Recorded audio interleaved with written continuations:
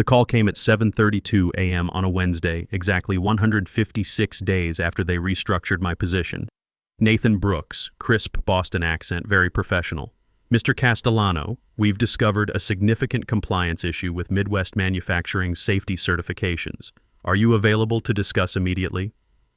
I was drinking coffee in my apartment above Rossi's hardware store, watching the sunrise over the Chicago skyline.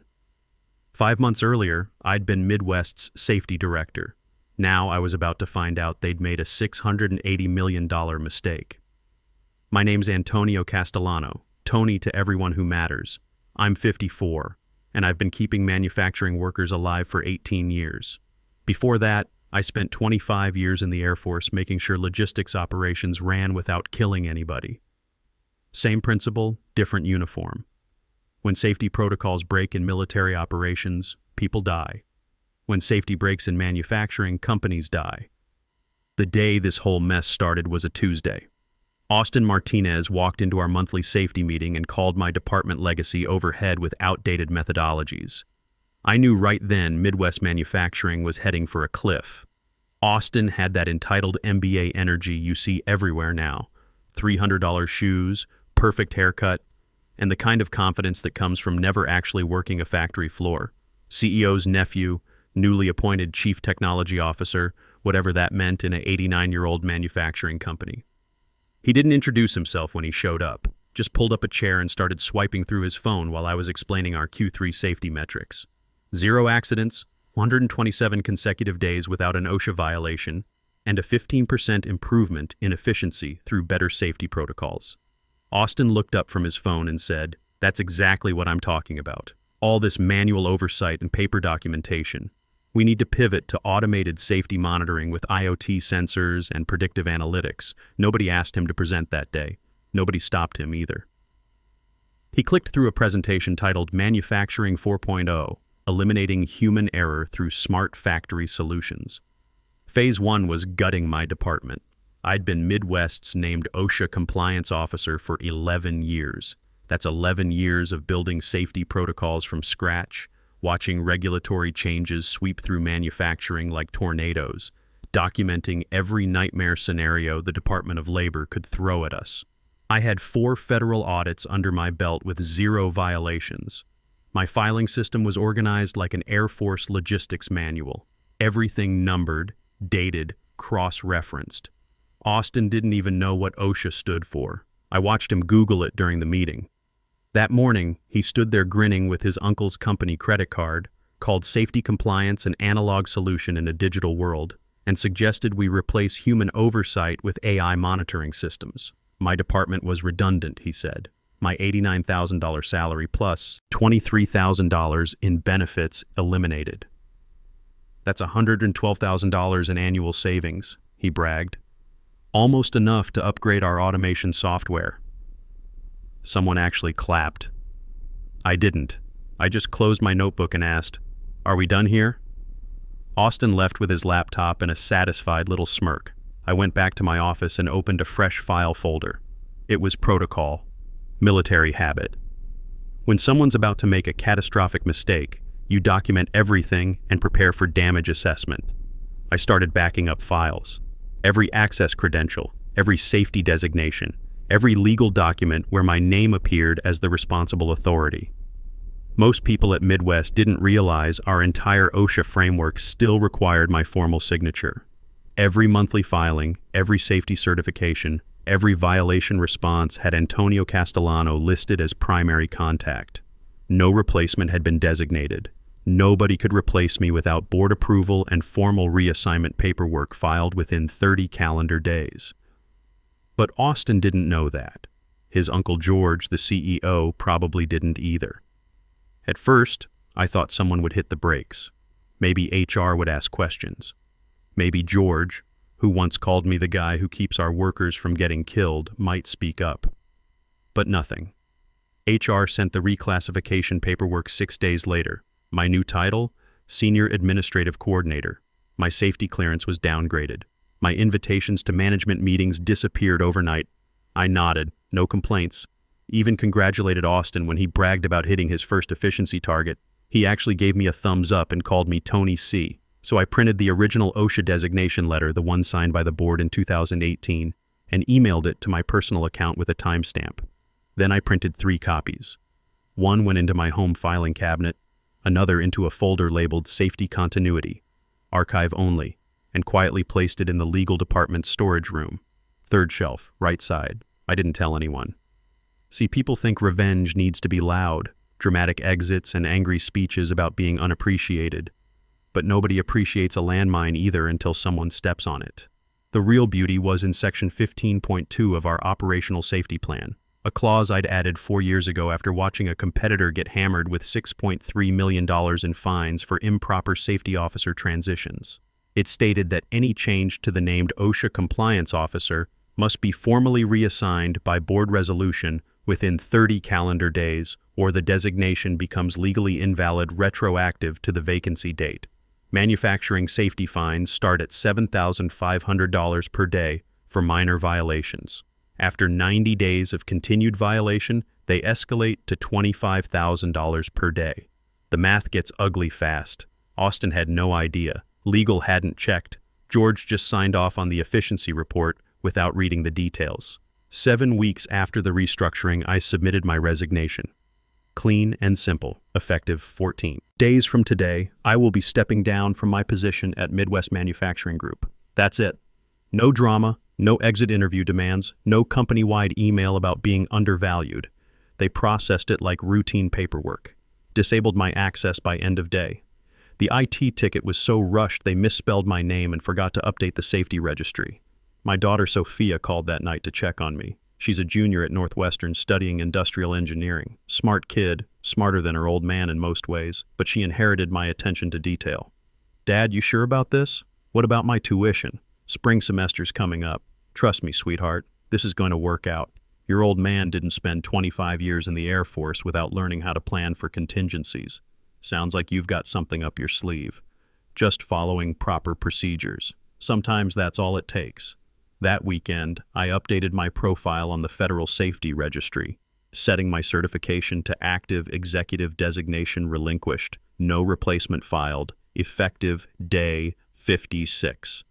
Then I registered as an independent consultant specializing in emergency safety compliance recovery. 24 hours later, my phone started ringing. By Monday, I had 6 serious inquiries. 3 from law firms representing companies in OSHA trouble, 2 from consulting groups, and 1 from a private equity firm that specialized in manufacturing acquisitions. That last one made me smile. Across town, Midwest hummed along without missing a beat. No exit procedures, no knowledge transfer, no replacement training. Austin was already planning phase 2 of his Smart Factory initiative. George started talking about the company's new agility mindset in trade publications. Nobody noticed the safety clock ticking toward day 31. I set up shop in a small apartment above Rossi's hardware store on Grand Avenue. 1 room, a coffee maker that worked half the time, and a view of the elevated train tracks. Rent was $950 a month. My first consulting contract paid $225 per hour. The math worked better than my old salary.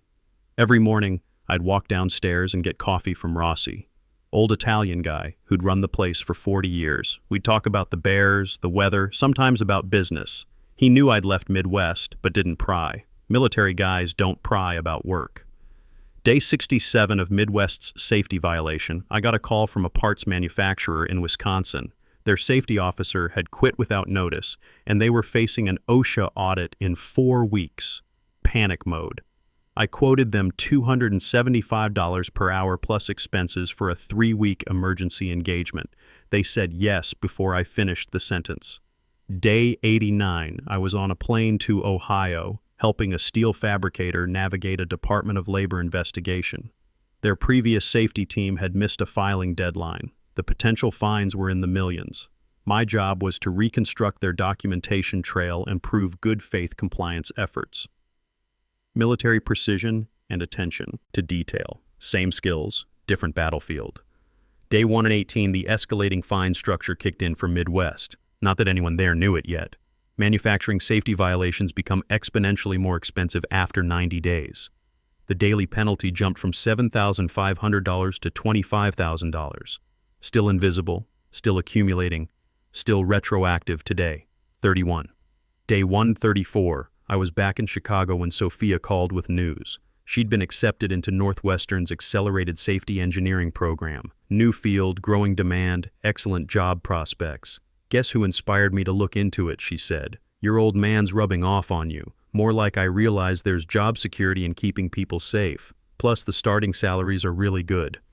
Day 142, Midwest announced the deal of the decade. Press release went out at 10 o'clock a.m. Midwest Manufacturing Group files for $680 million initial public offering. The story made the Chicago Tribune business section. George was quoted extensively about Midwest's innovative operational transformation under new leadership. Austin was quoted too. He'd positioned himself as the architect of Midwest's lean operational model that attracted investor attention. The article mentioned his strategic elimination of redundant legacy functions as a key factor in the company's improved efficiency metrics. I read it over my morning coffee at Rossi's.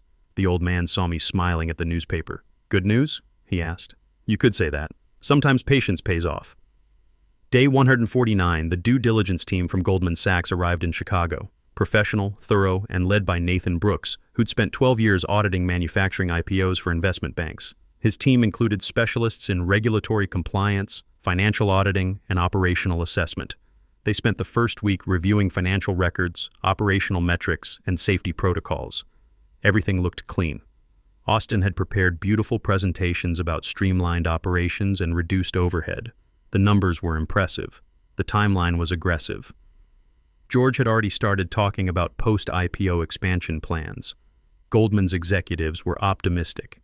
This looked like exactly the kind of efficiently run American manufacturer that public markets wanted. Midwest's management team was confident. Legal had reviewed everything twice. The IPO was on track for launch in 3 weeks. Day 156. Exactly 31 safety cycles since my designation had been terminated without replacement. Nathan Brooks was in Midwest's legal archive room cross-referencing regulatory filings with personnel records. Routine due diligence, nothing unusual. He wasn't looking for problems, just verifying that all certifications were current and properly maintained. That's when he found my folder. Third shelf, right side, exactly where I'd left it 5 months earlier. Safety continuity. Archive only. Nathan opened it and started reading. The original OSHA designation letter, the operational safety plan with section 15.2 highlighted, the timeline requirements, the board resolution from 2018 that was never superseded. Nathan spent 2 hours going through every document. Then he cross-referenced the dates with Midwest's current safety registry. Then he called his team leader. The math was simple and brutal. Day 31 through day 156 equals 126 days of safety violation. First 90 days at $7,500 per day equals $675,000. Remaining 36 days at $25,000 per day equals $900,000. Total exposure, $1.575 million, and climbing at $25,000 per day until resolved. But it got worse. Because no replacement had been designated, every safety filing, every OSHA certification, every compliance document submitted during those 126 days was legally invalid. Midwest had been misrepresenting its safety standing to customers, insurers, and potential investors for over 4 months, including Goldman Sachs. Day 157, Friday morning, 9:45 a.m. Nathan Brooks walked into the Midwest boardroom carrying a folder that would destroy everything Austin had built. "Who is Antonio Castellano?" he asked, setting the folder on the conference table. Austin looked confused. He used to work here. We restructured his position last year as part of our operational optimization. But he's still listed as your named OSHA compliance officer, Nathan said, opening the folder. According to the Federal Registry in this documentation, he remains the designated authority for all safety filings. George leaned forward. That's impossible. We handled his transition months ago. Nathan wasn't smiling. Where's the board resolution replacing him? The formal reassignment documentation? The updated federal notifications? Silence. Austin started typing frantically on his phone. George was already reaching for his. Legal was called out of another meeting. HR scrambled to find records that didn't exist. We assumed the transition was automatic when we restructured his role, someone from HR offered weakly. Nathan shook his head. Federal safety designations are never automatic. They require explicit board action and formal replacement within 30 calendar days. You've been operating without valid safety authority for exactly 126 days. The team leader, who'd been quietly reviewing Nathan's findings, looked up from her laptop. This represents material misrepresentation of safety standing during preliminary IPO preparations. Austin tried to salvage the situation. It's just paperwork. We can fix this in a day. Bring Tony back, file the forms, move forward. No, she said firmly. You cannot retroactively fix federal safety violations. Manufacturing safety fines escalate after 90 days. Your current exposure is $1.575 million, increasing by $25,000 daily. The room went dead quiet. George's face had gone gray. Surely we can resolve this. It's a procedural oversight. Nathan opened his laptop and turned the screen toward the table. Your safety violations create significant liability exposure for any public offering. But more concerning is the pattern of misrepresentation. Mr. Castellano left detailed documentation showing that proper procedures were available and ignored. He clicked to the next slide. Section 15.2 of your own operational safety plan, authored by Mr. Castellano, explicitly outlines the 30-day requirement. This wasn't an oversight. This was negligence. Austin's voice cracked slightly. We didn't see that documentation. It was filed in your legal archive with clear labeling, Nathan replied. Mr. Castellano followed proper procedure. Your organization did not. The team leader closed her laptop slowly. This is a material breach of IPO representations. We need to halt all preparation proceedings pending legal review. George stood up abruptly. Nathan, surely we can work through this. The IPO is scheduled to launch next month. Mr. Martinez, your company has been operating in federal violation for over 4 months while representing full compliance to potential investors. This creates exposure for Goldman Sachs that we cannot accept. Austin tried one more time. What if we bring Tony back immediately? Full reinstatement, whatever it takes. Nathan consulted his notes. Mr. Castellano is listed as an independent consultant. He may not be available for employment. That afternoon, Nathan called me directly. Professional courtesy, he said. Wanted to understand the timeline of my departure and the transition procedures that were supposed to be followed. I was in my apartment above Rossi's working on a safety manual for a client in Michigan. The call was expected. I'd been counting days on my calendar, watching the violation accumulate like compound interest. Mr. Castellano, this is Nathan Brooks from Goldman Sachs. We're reviewing Midwest manufacturing safety standing as part of IPO due diligence. Yes, sir. How can I help you? Can you confirm the timeline of your departure and any transition procedures that were implemented? I gave him the dates. Restructured on day 1, resigned effective day 49, final day 56. Explained the proper procedures, confirmed that no formal replacement had ever been designated. When he asked if I'd attempted to notify Midwest of the safety gap, I mentioned the folder. Safety continuity. Archive only, I told him. 3rd shelf, right side in legal storage, should still be there. We found it, Nathan said. Very thorough documentation. Section 15.2 of the Operational Safety Plan appears to address this exact scenario. Yes, sir. I wrote that clause in 2019 after watching a competitor get hit with $6.3 million in fines for improper safety officer handoff. Seemed like prudent risk management. Indeed. Are you currently available for consulting engagement? Depends on the scope and timeline. What did you have in mind? Day 158, Monday morning. The team leader called an emergency meeting. George, Austin, the board, legal counsel, everyone who mattered. She laid out the situation in terms that left no room for interpretation. Midwest Manufacturing has been operating in violation of federal safety requirements for 126 days. The regulatory fines currently total $1.575 million, an increase by $25,000 daily until resolved. Austin started to interrupt. She held up her hand. Furthermore, every safety document submitted during this period is legally invalid. This includes OSHA certifications, worker safety filings, and regulatory representations made to Goldman Sachs during preliminary IPO preparations. George's voice was barely a whisper. What does this mean for the IPO? It means the IPO is terminated, she said flatly. Effective immediately. Our legal team has identified material misrepresentation that creates unacceptable liability exposure.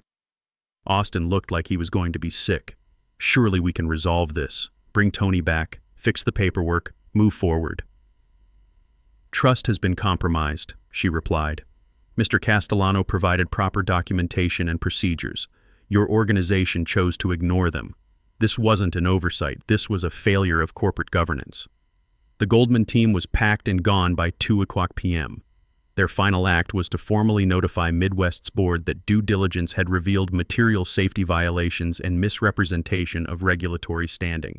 The press release went out Tuesday morning. Goldman Sachs withdraws from Midwest Manufacturing IPO due to unresolved regulatory compliance issues. Midwest's private valuation dropped 40% overnight. The business press picked up the story immediately. Headlines like, "Safety failure kills $680 million IPO and when cost-cutting goes wrong." Wednesday morning, my phone rang again. Nathan Brooks this time. "Mr. Castellano, Goldman Sachs is interested in retaining your services for comprehensive safety reviews of our manufacturing clients. 12-month contract, $225 per hour. Full autonomy over methodology and timeline. Are you available?" I looked around my little apartment. Coffee maker that worked half the time, view of the train tracks, and a stack of consulting contracts that had doubled my old salary. "Yes, sir. I'm available."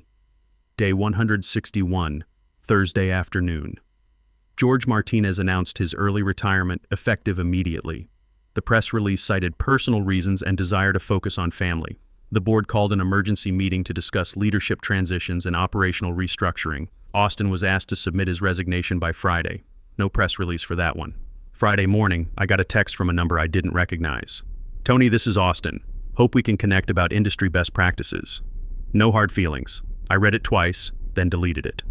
The Chicago Tribune business section ran a feature titled, "The $680 million Mistake: How Midwest Manufacturing Lost the IPO of a Lifetime." They interviewed safety experts, corporate lawyers, and business school professors. Everyone had opinions about proper due diligence and the importance of regulatory oversight. Nobody interviewed me. That was fine. I had work to do. Sophia called that weekend, excited about her acceptance into Northwestern's safety engineering program. She'd been following the Midwest story in the business news. "Dad, they're using this as a case study in my business law class. Professor says it's a perfect example of how cutting corners on safety can destroy shareholder value. What's your take on it? That someone at Midwest knew exactly what they were doing when they wrote those procedures and someone else ignored them because they thought they knew better. Smart girl. Your old man's proud of you. I've been thinking about specializing in manufacturing safety. Professor says the field's growing, especially with all the automation happening. Good choice. There's always demand for people who can keep workers safe." Day 180. I moved into my new office at Goldman Sachs's Chicago Operations Center. 15th floor, corner office, view of the lake. My assignment was simple: review safety procedures for all Goldman manufacturing clients and recommend improvements. The work was familiar, but the scale was impressive. 18 manufacturing companies across 11 states, each with different safety requirements and local compliance challenges. Goldman wanted a unified system that could handle federal oversight, state regulations, and international standards. I spent the first month traveling. Michigan Auto Parts, Georgia Textiles, California Electronics. Each location had its own safety officer, each with different backgrounds and approaches. Some were excellent, some were adequate. A few needed serious help. The facilities that ran smoothest had experienced safety officers who understood both the technical requirements and the business impact. The ones with problems had either cut corners on safety staffing or promoted people who didn't understand the complexity of manufacturing regulations. Day 220, Midwest Manufacturing was officially delisted from private equity consideration. The company had been sold in pieces to various buyers, none of whom wanted the safety liability that came with the corporate entity. The original headquarters building was leased to a tech startup. Most of the manufacturing equipment went to a competitor in Indiana. The final regulatory settlement was announced the following week. Midwest's insurance covered most of the $2.1 million in fines, but the company's reputation was finished. George moved to Arizona. Austin's LinkedIn profile said he was exploring new opportunities in operations consulting. Day 365, 1-year anniversary of my restructuring at Midwest. I was sitting in my Goldman office reviewing the final safety report that would wrap up my contract. 18 facilities, unified procedures, 0 safety violations, projected annual savings of $1.8 million through improved efficiency and reduced legal exposure. Goldman had already asked about extending the contract. They were expanding their manufacturing portfolio and wanted me to help evaluate potential acquisitions. The work was interesting, the pay was excellent, and the company actually valued safety expertise.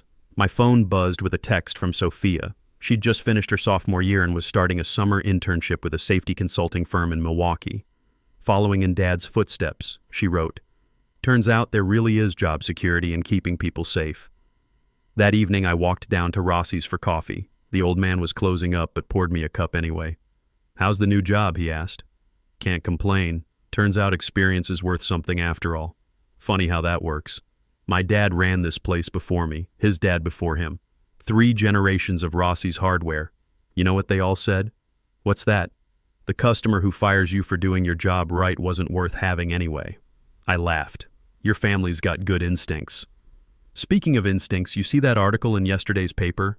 Midwest's old building sold again, 4th time in 8 months. No one wants to stay there long. Some buildings get a reputation, some people too.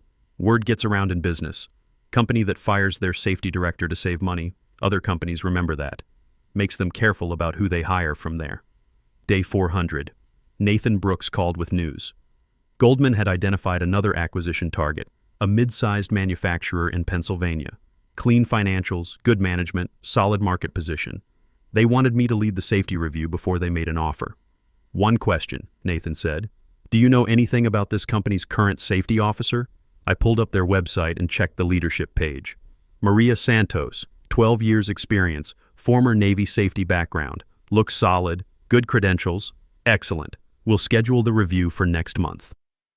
That night, I updated my consulting profile. 5 major acquisitions completed, $3.2 million in safety risk mitigated, 0 violations across 23 facilities. The phone kept ringing with new opportunities. Some people spend their careers trying to be seen. I spent mine knowing where the emergency exits were located. My mistake at Midwest was assuming someone else would read the safety manual when I left. They didn't replace me. They erased me. And like any good safety protocol, the consequences were built right into the system. Austin had called safety compliance analog solution in a digital world. Turns out analog knowledge is what keeps companies alive when the regulations change and the lawyers come calling. Midwest learned that lesson too late. Sophia's right about job security. There's always demand for people who can keep workers safe and companies out of federal trouble. Business is good. Really good. The Midwest building sits mostly empty now. For lease signs in the windows, different tenants every few months. Austin's consulting business never got off the ground. George's retirement in Arizona is probably comfortable, but his reputation in Chicago manufacturing circles is finished. Me? I'm the guy companies call when they want to make sure their safety director is irreplaceable, because experience beats innovation every single time, especially when the stakes are measured in hundreds of millions and someone's counting on you to know where all the exits are located. Just took them $680 million to figure that out.